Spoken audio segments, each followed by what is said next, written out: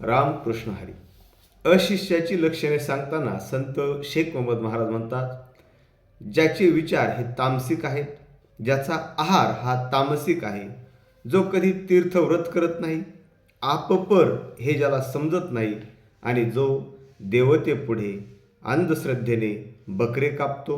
अहंकारी आहे आणि ज्याची छाती नेहमी गर्वाने फुगलेली आहे, जो कोणाचंच ऐकत नाही आणि कधीही भगवंताचं नामस्मरण करत नाही, भगवंताची भक्ती करत नाही, अशाविषयी संत शेख मोहम्मद महाराज एका ओवीतून म्हणतात, जो तीर्थवृत्ते काहीच न करी, पापी अपपर काही न विचारी, उन्मत देवते पुढे मारी बकरी, त्याचा शिंतोडाही न घ्यावा